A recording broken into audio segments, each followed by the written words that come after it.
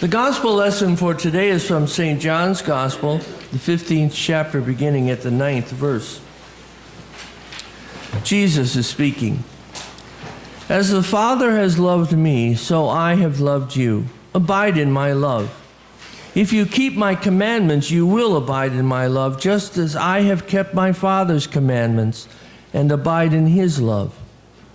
I have said these things to you so that my joy may be in you, and that your joy may be complete. This is my commandment, that you love one another as I have loved you. No one has greater love than this, to lay down one's life for one's friends. You are my friends, if you do what I command you. I do not call you servants any longer, because the servant does not know what the master is doing. But I have called you friends, because I have made known to you everything that I have heard from my Father.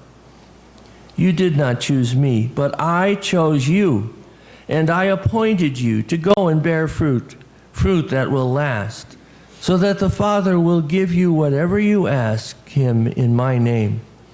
I am giving you these commands so that you may love one another. Here ends the gospel.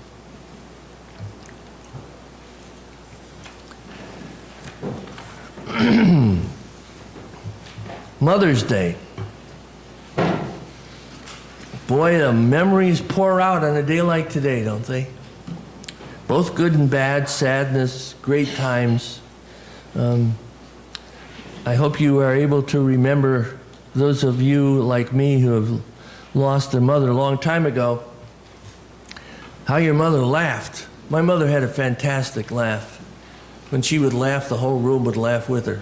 Sometimes we had no idea what she was laughing about, and that made the whole thing even funnier. Sometimes my mother laughed at the wrong times. Have you ever done that? Something comes up and you start to laugh and you say, ooh, that wasn't the right time to laugh. Sometimes people will say something to you that is so bizarre, the only response you can possibly have was to laugh, and then you later think, maybe I shouldn't have done that. But laughter adds a lot of years to our lives, and so I always think of my mother and my grandmother too, her mother, both of them, who loved to laugh and loved to share that with other people. I want to talk about Alan's mother today. However, Alan is my best friend. I've talked about him and her before, but this is one of my favorite stories, so I thought I'm going to indulge myself on Mother's Day and tell a story I really like. Alan's mother came over from Sweden at 40 years of age. And she was the toughest human being I think I've ever met. In my best day, I would not want to go 3 rounds with Borghild Anderson. She was tough, and she was big. She was like these Swedish soccer players you see on some of these games. Oh man, these young women, don't ever let one of them run into me. There wouldn't be enough left of me to sweep up and make a good pile of. I thought about her again today because have you seen the cover of Time magazine? The latest cover about breastfeeding your children. Something, thank God, we men don't have to worry about. Now, mother of my kids breastfed our kids because she believes in it very strongly. I wish Paula was here because Paula is the expert. Am I right? Paula is the expert on this kind of a thing. Her PhD is in women's health, and so she could have a lot of words. I wonder what she thinks about this Time magazine, because the picture is of about a 5-year-old. And so, now I hardly ever want to speak for women because I'm almost sure I always get it wrong, but in this time I'm going to go out on a limb and say, I don't think that's right. 5 years old, and then where do you draw the line? Why is it at 5? Why isn't it 7? Or, I don't know. Anyway, Alan's mother didn't participate in that kind of a thing, but she was overprotective, and she was over-mothering. She was one of these people who understood everything about what Alan was doing. He was an only child, which creates another psychological dynamic for mothers. But I have very fond memories of her. Some other people every once in a while would say, wow, poor Alan. His mother is really something, isn't she? I said, that's a good title. I wonder if they put that on her headstone. Borghild, really something. That would have been an appropriate heading for her. Part of her overmothering led to the fact that she wouldn't allow Alan to participate in sports. This is a story that you may have heard from me before. Some of you may have never heard it. It's my favorite story. And quite often, I often find it very interesting that I will tell a story in church, and almost always somebody will come up to me and say, was that true? Was that a true story? This is a true story, and I had the occasion to tell Alan's children this story too, and I love that more than anything. But she wouldn't let Alan participate in sports because when you participate in sports, you sweat. And when you sweat, everybody knows you get a chill, and chills lead to all kinds of diseases and maladies, many of which can't be cured. And quite often she had heard somewhere that a chill turned into pneumonia, and people who went in the hospital almost always died with pneumonia. This was Borghild's idea. And you couldn't shake her. As Alan always used to say, you can't confuse my mother with the facts.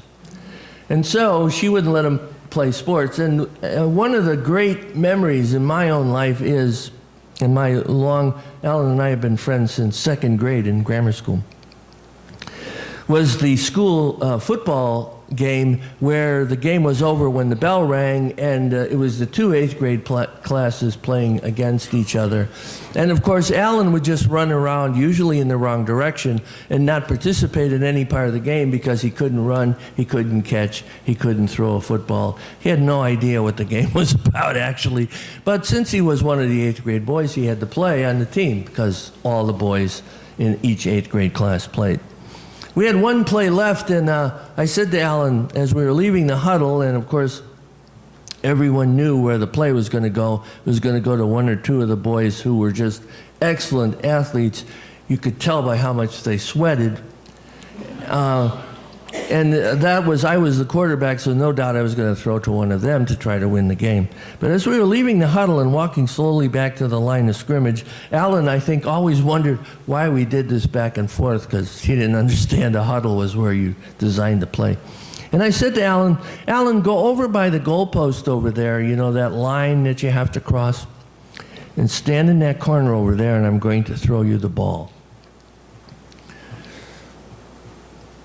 You've heard this story before. I still can't describe the look on Alan's face when I said to him, I'm going to throw you the ball. I've seen horror films, but I've never ever seen anything reproduce the look on Alan's face.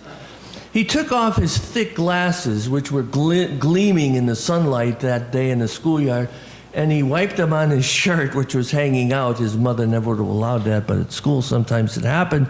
He put his glasses back on. He blinked about 200 times, looking at me like, what did I hear? What is he saying? And I said, and make sure you're standing over the line, on the other side of the line. So as I was snapped the ball from the center, and everybody went out to catch the ball, and everybody was running around, and all the girls were yelling at us, and in those days, 8th grade, kind of paid more attention to the girls that were looking at me rather than the game, but at any rate, that was my own problem. I look around, and on this side of the field, everybody is standing, everybody's guarding, everybody's defending, everybody's jumping, yelling, sweating. Over here is Alan, all by himself, because Tim would never throw the ball to Alan. Alan can't catch. I threw the ball to Alan, and as the ball left my hand, I had my first religious experience. I said, please, God, if anything, I'll go into the ministry. No, I didn't say that. I didn't say that. Please let Alan catch this ball, oh God, please. I threw the ball hit him in the chest. It was a perfect throw. The ball hit him in the chest and bounced up, and my entire inside started to shift towards, gravity was pulling my heart out of my body. But the ball bounced straight up, and somehow Alan hung on to it and caught the ball, and we won the game. And he was sweating. Oh, man. He was sweating like crazy. From the time he left that huddle and I said those words to him, I never saw anybody sweat like that. You know, it was like his shirt was immediately drenched. The only thing that was dry on him was the cuffs of his pants. Everything else was soaked. But he caught that ball. Actually, maybe the sweat made the ball stick to him a little better. I'm not sure exactly what that was like. But I chose Al that day, and I was one of those inspirations. You've all had them, you know, something, you get an idea in your head and you realize, oh, this is a great idea. This is going to work. This is going to be beautiful. And when we won that game, every other player on my team, almost to a boy, was mad at me. Because what idiot would throw the ball to Alan? Well, I was as big an idiot as there ever was in grammar school, and I threw the ball to him, and we won the game. The fact that he's my best friend, and was my best friend then, and is today, had something to do with that. I don't know, I thought there was some kind of connection, some kind of cosmic forces maybe, that if I threw the ball straight, which was questionable too, but in that case I did, Alan would catch it, and we won the game. The psychologist Jung referred to this as synchronicity. That is when everything comes together at just the right moment and something miraculously wonderful happens. And that was one of those moments. There's a phrase that friendship, the deep truth about friendship, is taking seriously what the friend takes seriously. This is a little example of that in that game. When I threw that ball to Alan, I took seriously the fact that he had never won anything in athletic life. He just wasn't allowed even to do it. But I also had confidence in him. He and I had played catch every once in a while. I knew he could catch the ball at least once. Wasn't sure it was going to be this time. But when I let the ball go, among other things, I thought about, I'm throwing the ball to my very best friend. Alan's mother would have been appalled. She wasn't there to watch the game. She wouldn't have any idea why anyone would watch a football game anyway, but she wasn't there. But I also want to tell you that Alan's mom was also my friend. And when I think about Mother's Day, I think about the sacrifice she made in her life. She was a hard woman and a tough woman, but she was my friend. She was always sweet to me. And I knew when you're a child, you know, one of the things you worry about, and I don't think we think about that enough, but children worry about being safe. Not only about being loved and being nurtured and being fed, but they also subconsciously are always worried about being safe. The psychologists that I read and the ones that I respect the most quite often say childhood is a nightmare. Childhood is full of fears and scary situations. And children grow up worrying about the things that they fear the most, like the loss of their parents, which is always on a child's mind. And we don't think that because we see them bouncing around and aping around and being funny and cute and all that. But below the surface in a child's life, there are many powerful and serious things. I always felt safe with Alan's mother. I'd have felt safe if a band of guerrillas had attacked the house, to tell you the truth, because this was a tough and responsible woman. And what did she do in her life? She moved away from Sweden at the age of about 40, late 30s maybe, like so many immigrants have done, some of your family members, came to America because she thought it was going to be a better life. She'd heard many stories. She had some relatives over here, although most of her relatives and family stayed behind in Sweden. But she came anyway. And she gave up a lot. You know, in Native American culture, there's a saying that if you know where your home is, you know everything.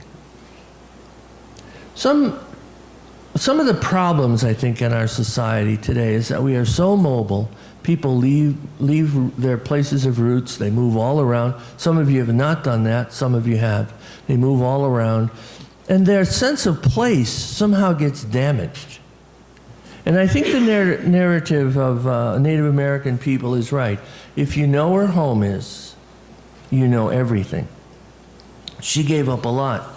She gave up her place in the world, her home. And she always felt very strongly about her home and her roots. As a mother, she was strong. She had high standards of responsibility. She belonged to a temperance union that had grown out of the Methodist Church. And so the temperance people, those of you who like a glass of wine or do ballroom dancing, we would not be in favor with Borghild because she thought those things were intemperate. And the worst thing you could ever say about anybody was that he or she was a drinker. That was death with her.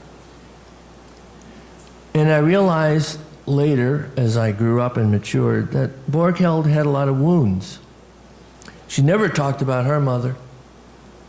I don't know what that was about. But I can remember saying things about my mother, and one time asking her outright when we were high school kids, Alan and I. She didn't answer me. She just pretended she didn't hear me. I said to Alan, "What do you know about your grandmother?" And I don't remember he gave me an answer. Maybe she died when Borghild was real young. I never found out. She had a first marriage, which she never talked to Alan about. Alan only found out about it a couple of years after she died, that she had been married once before his father and her were married. She didn't speak of this even to Alan. Was it a bad marriage? Was it abusive? What was the problem? Another thing about Borghild, which is a remarkable fact, is that I have to say the suffering of the world took God away from her. After World War II, when the truth of the Holocaust became public and people saw the pictures and they saw Eisenhower and the troops going through some of the concentration camps, and they saw the piles of bodies, and they saw the crematoriums, and they saw the deep graves just full of hundreds and thousands of bodies, children and women, young and old. Borghild said, "There is no God. There could not be a God that would allow such horrors." So the horrors of the world took God away from her. She lived to be 97. She left me with many sweet memories. She would be visited by her son Alan pretty near, well, certainly a few times a week, if not every day. And at the very end, she didn't really recognize him for a while. He had to talk his way back into her life. "I'm your son." But he said to me, until the last couple of weeks, every time I was there, she said, "Let's go get something to eat." She never lost her appetite. She never lost her appetite for life and for speaking. And every time the word mother is mentioned after my own family, I think of Borghild Anderson. She was the epitome of motherhood to me when I was a child. This is to do with today's gospel. Jesus is talking to his disciples, and in verse 16 he says something I think is very profound and very important for us to understand. He says, "You did not choose me, but I chose you. Go and bear fruit." Would we be different people if we understood ourselves in this way and understood our faith and our look at the world from this side of the equation? We don't choose God. We don't choose to be faithful. We accept the fact that God has chosen us. Jesus said, "I chose you to go and be fruitful." That touchdown story I told you is kind of a mini parable, much weaker than anything that God would ever say. But I chose Alan on that last play of the game. And he really didn't have any choice. He was so stunned by it that he never said, "Oh, no, don't do that. No, I'm not interested. Sorry, but I'm going in the schoolroom before the bell rings, so leave me alone." He could have said that, but he didn't say it. He just turned around, he went over the goal line one step, and he waited. And I threw the ball. I chose him And he accepted. Maybe that's the way it is with us and God. Not as though, you think of the old campfire hymn, I have decided to follow Jesus. It's because Jesus chose us. We just accepted this. And he said, love one another. I call you friends because I have made known to you everything I know from God. I didn't hold anything back. Whatever there is to know from God, I got it and I gave it to you. And I want you to do something with it. Gerald Sloyan, who's a Roman Catholic scholar and wrote a commentary on the Gospel of John, says this: the reality is intimate friendships are like this. Jesus invites us to an abiding love of him, a love that is committed, that is sure. The sign of fidelity is taking seriously what the friend takes seriously. Its outcome will be joy. Understanding that all this serious business in life, all the struggles and all the tribulation we have, and all the times we have to pick ourselves up, but we stay focused on doing the thing that we believe God wants us to do. All this leads to joy, is what he says. And I think that's a problem for us. We don't think it leads to joy. We think it leads to pain and anguish and times of trouble when we can't see our way out. And there are times when, quite frankly, I don't want to hear one more word. I don't want to deal with one more crisis. I don't want to hear anything painful from any of my own family members. Just leave me alone. And if you tell me there's joy on the other side of this, I have trouble seeing it. You know, having a child teaches us that serious life and joy go together. Is there any better way to learn that serious life and joy go together than to be responsible for a child? And if we don't learn that serious life and joy go together in raising a child, there is a disaster. And believe me, I have seen parenting disasters where the parent only wants the joy, only wants unconditional love, and won't accept any of the trouble that goes with raising a child. A friend of mine said to me one time, I didn't know it was going to be this much trouble. I didn't know it was going to be this much trouble. I said, well, have you ever looked around? Have you got any friends that have children? Do you remember what you were like when you were a kid? Your mother said she was ready to drown you a couple of times, like a cat. He said, well, I didn't take that into consideration. And quite frankly, even in the life of faith, and especially in the life of the church, some people only want the joy part. And I'm reminded of my friend Johnny Tomasetti that I played basketball and baseball with and other things when I was a kid. If the game didn't go his way, and his father bought him, by the way, all kinds of wonderful equipment, because his father thought the sun rose and set on him. So Johnny always had new baseballs and new softballs and a bunch of nice bats. And of course, we all used them because we didn't have any of that stuff. But if Johnny got upset, he took his bats and his ball and he went home. And we said, what kind of ball playing is this? You don't get what you want and you pick up and go home. And sometimes that happens in the church too. And any other organization you've ever been part of. When people have choices, sometimes they choose not to go through the serious stuff, or not to participate, or not to be a team player, but just pick up and go home. And when God was taken away from Mrs. Anderson, I think of this passage from Jesus where he said, you are chosen to bear fruit. And part of that fruit is to understand, first of all, and not be naive about the fact that there's all kinds of evil in the world. People do terrible things to one another. Somehow, you watching the morning news or the evening news, whatever, you somehow think to yourself, is this all that's happening? That people are being hateful to one another? But chosen to bear fruit means we're going to fight this. We're going to oppose evil.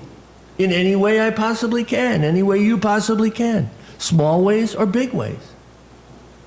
And when he says a person lays down their life for their friend, he doesn't mean you throw yourself in front of a train for your friend. What he means is you give up your time, you give up your talent, you give up whatever you can in moments when you have to do this because you want to give up some of your life for these friends of yours, which means all God's children, by the way. So you oppose evil any way you can, and it's us ordinary people chosen by God who are called to spread love instead of hate. And if we don't do it, who's going to do it? Who will do it? It can't be done without God. It can't be done without living like God is our best friend. I admit that. We can't skip over right to the joy part, and we don't get to choose the details. God chooses. Very good friends of mine had a child born with Down syndrome. And he said to me, in full of life, his eyes and his heart full of tears, he said to me, I don't know if I can do this. Why did God do this to me? I don't know if I can do this. First of all, God didn't do it to him. And second of all, if God is our best friend, of course you can do it. Because you have been chosen to bear fruit. Many will walk away. You and I have at times, each one of us in this room, I dare say, has walked away when we should have stood firm. But we are still chosen to love and to bear fruit. Jesus said, in the world you will have tribulation, but be of good cheer. I have overcome the world. The question is, do we believe it? Amen. Will you stand, please, as we sing our closing song?